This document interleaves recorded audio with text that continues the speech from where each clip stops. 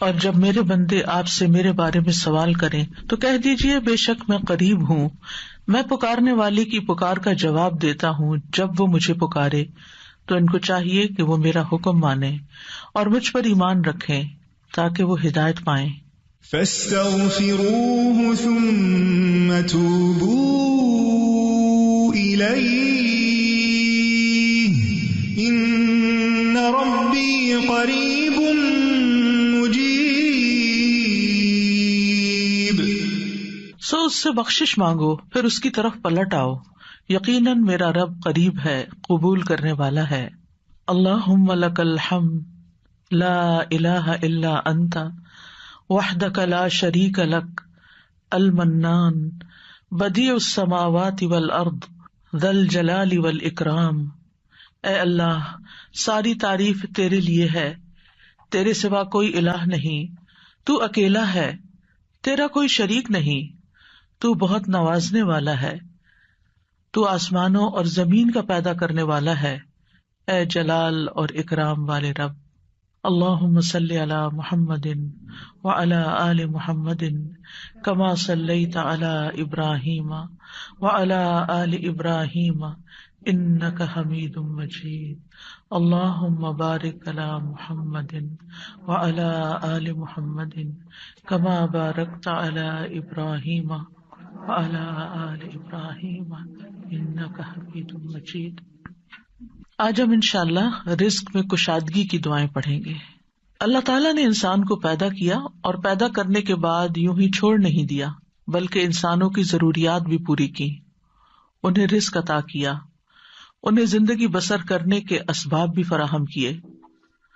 سورۃ الروم میں اللہ تعالیٰ فرماتے ہیں اللہ الذی خلقکم ثم رزقکم ثم یمیتکم ثم یحییکم هل من شرکائکم من یفعل من ذلکم من شیء سبحانہ وتعالی عما یشرکون. اللہ وہ ہے جس نے تمہیں پیدا کیا ہے، پھر تمہیں رزق دیا ہے، پھر وہی تمہیں موت دے گا، پھر وہی تمہیں زندہ کرے گا. کیا تمہارے شریکوں میں سے کوئی ہے جو ان کاموں میں سے کچھ بھی کرے، یعنی زندگی دے اور رزق دے یا موت دے؟ وہ پاک ہے اور بہت بلند ہے اس سے جو وہ شریک ٹھہراتے ہیں. تو اللہ سبحانہ تعالی رازق ہے اور اس کی صفت الرزاق بھی ہے، یعنی بہت زیادہ رزق دینے والا. اس نے آسمان و زمین کی تخلیق کے وقت ہی زمین کے اندر معیشت اور رزق کے وہ سارے سامان رکھ دیے تھے جس کی زمین والوں کو ضرورت تھی. یعنی جب اللہ تعالیٰ نے زمین کو پیدا کیا تو صرف اس پلانٹ کو نہیں پیدا کیا بلکہ اس کے اندر اسباب رزق بھی پیدا کر دیے، اور جتنی بھی مخلوقات پیدا کی جو ان گنت ہیں، ہم گن نہیں سکتے. یعنی انسان تو انسانوں کے علاوہ جنات، پھر حیوانات، چرند پرند درندے، چیونٹیاں، کیڑے مکوڑے، سمندر کی مخلوقات جو ان گنت ہیں، جن کی صرف اقسام ہی ان گنت ہیں. تو صرف ان کو پیدا نہیں کیا بلکہ ان سب کے رزق کی جو ضروریات تھی وہ بھی زمین کے اندر رکھ دی. اور پھر آپ دیکھیے کب سے یہ زمین بنی ہے اور کب سے اس پر حیوانات موجود ہیں، اور وہ ہر روز کھا رہے ہیں، پی رہے ہیں، اپنی ضروریات پوری کر رہے ہیں. سبحان اللہ. یعنی انسان سوچے، اور اگر انسان اس کو شمار کرنا چاہے، گننا چاہے، تو آپ گن نہیں سکتے، آپ امیجن بھی نہیں کر سکتے کہ ہر روز کتنی مخلوق کیا کچھ نہیں کھا جاتی، اور پھر اگلے روز پھر دن میں صرف ایک بار نہیں، انسان تو حیوانوں سے بھی زیادہ کئی بار کھاتے ہیں. اور اللہ تعالیٰ دے رہا ہے اور دے رہا ہے اور دے رہا ہے، ہزاروں سال سے یہ سلسلہ چل رہا ہے. اور وہ سارے اسباب معیشت زمین کے اندر ہیں.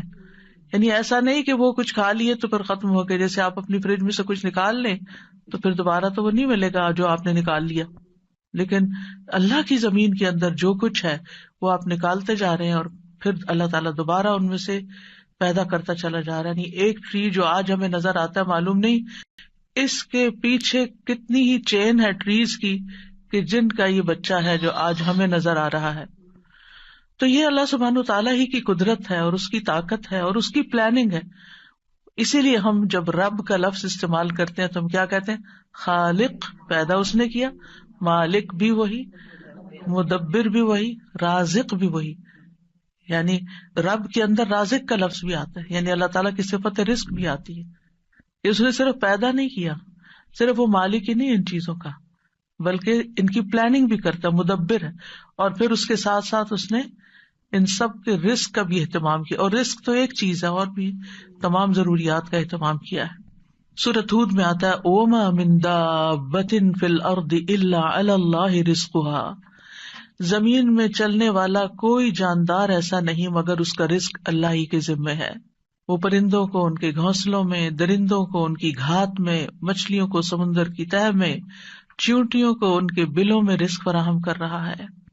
اور رزق کا مالک بھی صرف وہی ہے. سب کچھ اس کے ہاتھ میں ہے، سب کچھ اس کے اختیار میں ہے. وہ جس کے لیے چاہتا ہے رزق کشادہ کر دیتا ہے، اور جس کو چاہتا ہے نپا تلا دیتا ہے، جس کے لیے چاہتا ہے تنگ کر دیتا ہے. ان اللہ یرزق من یشاء بغیر حساب. لیکن بندوں کے لیے حکم کیا ہے کہ وہ نکلیں، رزق کی تلاش کریں، اللہ سے رزق طلب کریں. فابتغوا عند اللہ الرزق واعبدوہ، سو تم اللہ ہی کے ہاں رزق تلاش کرو اور اسی کی عبادت کرو.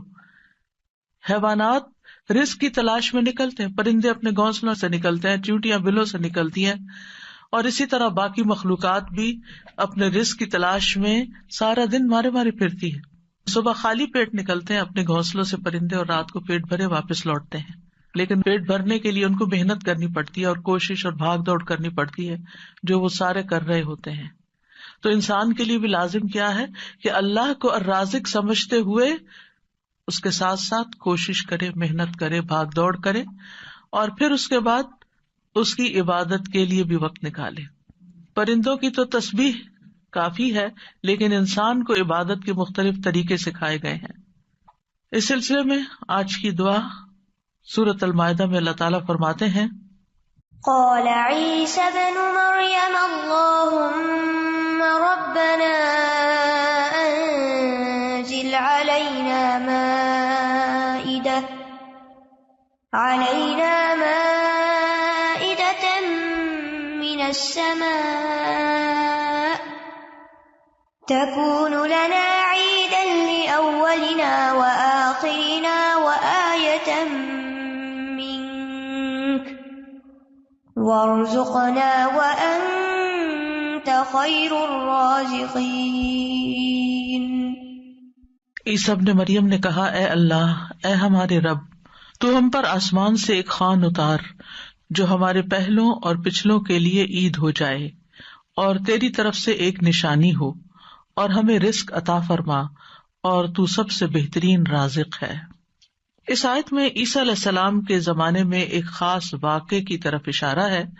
عیسیٰ علیہ السلام نے جب لوگوں کو اللہ تعالیٰ کی طرف بلایا تو حواریوں نے اس پر لبیک کہا، آپ پر ایمان لائے، اور ایمان میں مزید اطمینان کے لیے عیسیٰ علیہ السلام سے کہا کہ کیا آپ کا رب یہ کر سکتا ہے، اس میں یہ قدرت ہے کہ ہم پر آسمان سے تیار شدہ کھانا اتارے. یعنی ویسے تو اللہ تعالیٰ زمین سے رزق دے ہی رہا ہے، تو ہم چاہتے ہیں کہ وہ آسمان سے ہمارے لیے کھانے کے لیے ریڈی ٹو ایٹ ہمارے لیے ایک خوان اتارے، یعنی پورا دسترخوان نیچے آئے. تو عیسیٰ علیہ السلام نے انہیں اس مطالبے سے روکا اور اللہ سے ڈرایا، کیونکہ یہ ایک طرح کا معجزہ تھا، اور معجزہ طلب کرنے کے بعد اگر کوئی شخص اللہ تعالیٰ کی بات نہیں مانتا تو پھر اس کی سزا بہت سخت ہے. لیکن حواریوں نے اپنے مطالبے کی 3 وجوہات بتائیں کہ ہم کیوں چاہتے ہیں کہ ہمارے ساتھ ایسا ہو. ایک یہ کہ ہم فکر معاش سے آزاد ہو کر یکسو ہو کر اللہ کی عبادت کریں. دوسرے یہ کہ ہمیں یقین حاصل ہو جائے کہ آپ جو کچھ ہمیں کہہ رہے ہیں کہ یہ اللہ کی طرف سے ہے وہ بالکل سچ ہے، حقیقت ہے، اور اللہ واقعی ہر چیز پر قدرت رکھتا ہے. اور تیسرے یہ کہ جب وہ دسترخوان نازل ہو تو پھر ہم سب خوش ہو جائیں. ظاہر ہے کہ اللہ کی طرف سے جو کھانا آئے گا تو اس کا تو پھر کیا ہی لطف ہوگا اور کیا ہی اس کا حساب ہوگا. تو ہم اس دن کو پھر خوشی کا دن بنا لیں، ہماری عید کا دن بن جائے، اور پھر ہم آئندہ بھی اس دن کو یاد رکھتے ہوئے ہر سال عید منایا کریں. جب ان کا یہ مطالبہ سنا تو عیسیٰ علیہ السلام نے نہایت عاجزی کے ساتھ اللہ رب العزت سے دعا کی. لوگوں کا یہ مطالبہ اللہ تعالیٰ کے سامنے پیش کر دیا، اور اللہ تعالیٰ سے دعا کی کہ لوگوں کو غیب سے رزق عطا فرمائے جو ان کے اگلوں اور پچھلوں کے لیے ایک یادگار خوشی کا دن بن جائے، اور یہ ایسا معجزہ ہو کہ لوگ اپنی آنکھوں سے دیکھ لیں کہ کس طرح آسمان سے اترا، یعنی وہ زمین کے رزق سے پھر مختلف چیز ہو، کیونکہ زمین کا رزق تو سب اپنی آنکھوں سے دیکھتے ہیں، جو کچھ زمین پیدا کرتی ہے اور جو سمندر سے اور مختلف سورسز سے ہمیں رزق حاصل ہوتا ہے، لیکن یہ جو آسمان کا رزق ہے obviously یہ زمین کے رزق سے مختلف ہوگا، تو اس سے ہمارا ایمان بڑھ جائے گا۔ تو عیسیٰ علیہ السلام نے عرض کی قال عیسی ابن مریم اللہم ربنا، آپ دیکھیے دعاؤں میں یا اللہم آتا ہے یا ربنا آتا ہے، یہاں عیسیٰ علیہ السلام نے دونوں صیغے استعمال کیے ہیں، اللہم ربنا یعنی حواریوں کا مطالبہ قبول کر کے اللہ سبحانہ تعالیٰ سے نہایت عاجزی کے ساتھ دعا کی کہ اے اللہ، اللہم اے اللہ، ربنا جو ہمارا پالنے والا ہے، جو ہمارا رب ہے۔ اور اس سے یہ بھی ظاہر ہوتا ہے کہ عیسیٰ علیہ السلام اپنے آپ کو نہ اللہ سمجھتے تھے، نہ اللہ کا بیٹا، اور نہ ہی رب سمجھتے تھے، بلکہ وہ اللہ سبحانہ تعالیٰ کو یا اللہ اور یا رب کہہ کے پکار رہے تھے۔ تو اس سے کیا ظاہر ہوتا ہے کہ وہ خود رب نہیں تھے، اور نہ ہی وہ اس کے قائل تھے، اور نہ ہی وہ کسی چیز میں اپنا کوئی اختیار سمجھتے تھے۔ اور پھر یہ بھی دیکھیے کہ حواریوں نے عیسیٰ علیہ السلام سے یہ کیوں کہا کہ آپ دعا کریں؟ اگر وہ انہی کو رب مانتے ہوتے تو انہی سے مانگ لیتے۔ تو ان سے جب انہوں نے یہ کہا تو اس سے یہ پتا چلتا ہے کہ عیسیٰ علیہ السلام کے ماننے والوں کے ذہن میں کہیں دور پار بھی یہ خیال نہیں تھا کہ عیسیٰ علیہ السلام اللہ کا کوئی حصہ ہے نعوذ باللہ، یا کوئی بیٹے ہیں، یا کسی بھی طرح الوہیت کا کوئی مقام رکھتے ہیں۔ وہ ان کو ایک نبی کے طور پر ہی سمجھتے تھے۔ تو انہوں نے اللہ سبحانہ تعالیٰ ہی کی ربوبیت کا اس بات کیا یا اس پر ایمان لائے۔ پھر کہا کہ تکون لنا عیدا لاولنا وآخرنا، عید کا لفظ عاد یعود سے ہے، لوٹ کر آنا، یعنی وہ خوشی جو بار بار آئے، ہر سال پلٹ کر آئے۔ یہ سالانہ بھی ہو سکتی ہے اور ہفتہ وار بھی۔ مسلمانوں کی 2 عیدیں سالانہ ہیں اور 1 ہفتہ وار ہے۔ اس کے علاوہ کوئی اور عید ثابت نہیں ہے جو ہم نے خود سے بنا لی ہیں عیدیں، وہ قرآن و سنت سے ثابت نہیں ہے۔ تو ہم سالانہ عید تو اچھی طرح مناتے ہیں، لیکن افسوس یہ کہ جمعے کا اہتمام کم سے کم ہوتا جا رہا ہے۔ جمعے کے دن بھی غسل کرنا چاہیے، اچھے صاف ستھرے کپڑے پہننے چاہیے، تیار ہونا چاہیے، اہتمام کرنا چاہیے۔ یعنی جمعے کا دن عام دنوں کی طرح نہیں ہونا چاہیے، یعنی وہ دن ہمارے لیے خاص دن ہے، اسے خاص دن سمجھ کر ہی اس میں سارے کام کریں، چاہے وہ عبادت کے ہوں یا جو دوسرے کام ہوں۔ اور پھر آپ دیکھیے کہ انہوں نے کہا کہ وہ دن ہمارے لیے عید کا ہو، لأولنا وآخرنا، ہماری پہلی فرسٹ جنریشن یعنی جو ہمارے دور کے لوگ ہیں، وآخرنا اور جو ہمارے بعد میں آئیں گے، وآیۃ منک، اور تیری طرف سے ایک نشانی بھی ہو، تیری قدرت کی علامت ہو، یعنی عیسیٰ علیہ السلام کی سچائی کی علامت ہو کہ یہ واقعی اللہ کے رسول ہیں اور انہوں نے جو کہا وہ سچ کہا۔ اور پھر وارزقنا وانت خیر الرازقین دعا بھی کی، اور یہ رزق کے حصول کی دعا بھی ہے، یعنی اتنا حصہ اگر انسان پڑھتا ہے، وارزقنا وانت خیر الرازقین، تو ہمیں عطا کر، ہمیں رزق دے، اور تو سب سے بہترین رزق دینے والا ہے، اور یہاں پر ہمیں کسی مشقت کے بغیر اپنے پاس سے رزق عطا فرما۔ اب آپ دیکھیے کہ اللہ سبحانہ تعالی بہترین رازق ہے، یعنی کس اعتبار سے کہ جو اس کی طرف سے رزق آتا ہے وہ اپنی کیفیت کے اعتبار سے اور کمیت کے اعتبار سے بہترین ہوتا ہے، یعنی سب سے افضل ہوتا ہے۔ اور انسانوں نے اس کی جو شکلیں بنا لی ہیں، پروسیس کر لیا اس کو، تو وہ اپنی کیفیت کے اعتبار سے بہترین نہیں رہا، کیونکہ انسانوں کے لیے اس طرح فائدہ مند نہیں۔ آپ نے دیکھا ہوگا کہ جو چیزیں نیچرلی اگتی ہیں، گرو کرتی ہیں، اور جو فریش فوڈ آپ سی سے لیتے ہیں، سی فوڈ ہوتی ہے یا کچھ، یا ہم باقی غذاؤں کے مقابلے میں زیادہ صحت مند غذائیں ہوتی، خیر الرازقین۔ اور اس لیے بھی خیر الرازقین کہا گیا اللہ تعالیٰ کو کہ لوگ اگر اللہ تعالیٰ کی نافرمانی بھی کریں تو بھی وہ ان کو اپنا رزق دیتا ہے، وہ کفر بھی کریں، اس کا انکار بھی کریں، اس سے ناراض بھی ہوں، پھر بھی رزق دیتا ہے. لیکن بندوں میں سے جو کسی کو رزق دیتے ہیں وہ ایسا نہیں کرتے، حتیٰ کہ ماں باپ بھی اگر دیکھتے کہ بچے بات نہیں مانتے تو ان سے کنارہ کش ہو جاتے ہیں. آپ جہاں جاب کرتے ہیں جاب نہیں کریں تو آپ کو کوئی سیلری نہیں دے گا. انسانوں کا معاملہ یہ ہوتا ہے. لیکن اللہ سبحانہ وتعالیٰ آپ عبادت کریں یا نہ، آپ نماز پڑھیں یا نہ، آپ روزہ رکھیں یا نہ، وہ آپ کو کھانے کو دیتا رہے گا. تو اس دعا سے یہ پتا چلتا ہے کہ انسان جب دعا کرے تو بہت عاجزی کے ساتھ دعا کرے اور اللہ تعالیٰ کو اس کے بہترین ناموں کے ساتھ پکارے. اللہم ربنا، یہ دونوں نام اکٹھے بھی کر سکتے ہیں، اور اس کے علاوہ بھی یا رزاق، یا فتاح.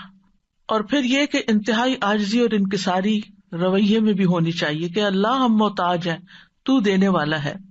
اور پھر اللہ تعالیٰ سے بہترین رزق مانگنا چاہیے، یعنی تو بہترین رزق دینے والا. اللہ تعالیٰ کی صفت کو بیان کیا جا رہا ہے، یعنی ہمیں بھی ایک طرح سے انڈائریکٹلی کیا کہا جا رہا ہے کہ ہمیں بھی بہترین رزق عطا فرما. رزق کیا چیز ہے، یعنی رزق کا اطلاق کس کس چیز پر ہوتا ہے؟ ابن منظور لسان العرب میں کہتے ہیں رزق سے مراد ہر وہ چیز ہے جس کے ساتھ ہر زندہ مخلوق کی زندگی قائم ہوتی ہے، یعنی جس پر زندگی کا انحصار ہوتا ہے، خواہ وہ چیز مانوی ہو یا مادی ہو.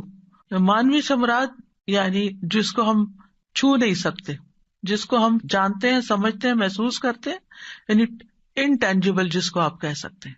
تو رزق دونوں طرح ہوتا ہے، ٹینجیبل بھی اور انٹینجیبل بھی.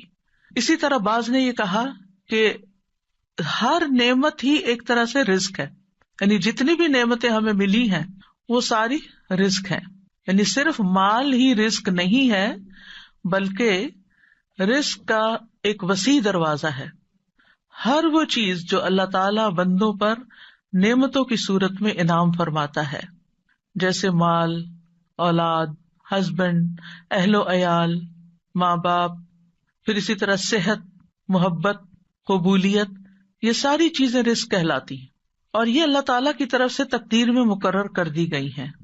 یعنی اللہ تعالیٰ نے ہر بندے کا رزق مقرر کر رکھا ہے کہ اس کو کتنا دینا ہے. تو انسان کے لیے پھر کیا لازم ہے کہ اللہ جب دے تو پھر انسان شکر ادا کرے. جیسے اوپر میں نے ذکر کیا کہ حصی اور مانوی دونوں اعتبار سے جو نعمتیں ہمیں ملی ہیں وہ رزق ہے، تو محبت بھی ایک رزق ہے. حضرت عائشہ کہتی ہیں میں نے نبی صلی اللہ علیہ وسلم کی ازواج میں سے کسی پر رشک نہیں کیا سوائے خدیجہ رضی اللہ عنہا کے، اور میں نے حضرت خدیجہ کو نہیں دیکھا، یعنی ان کو زمانہ نہیں پایا. وہ فرماتی ہے کہ رسول اللہ صلی اللہ علیہ وسلم جب بکری ذبح کرتے تو آپ فرماتے کہ اس کا گوشت خدیجہ کی سہیلیوں کو بھیج دو. وہ کہتی ہے کہ ایک دن میں غصے میں آ گئی. میں نے کہا آپ ہر وقت خدیجہ خدیجہ کرتے ہیں اور اس کی سہیلیوں تک کا خیال رکھتے ہیں. تو رسول اللہ صلی اللہ علیہ وسلم نے فرمایا انی قد رزقت حبھا، مجھے خدیجہ کی محبت عطا کی گئی ہے، یعنی اللہ نے میرے دل میں اس کی محبت ڈالی. انسان کسی کو مرنے کے بعد صرف محبت کی وجہ سے یاد رکھ سکتا ہے کہ جس کے ساتھ آپ کا کوئی قلبی تعلق ہو، اور یہ بھی اللہ دلوں میں ڈالتا ہے.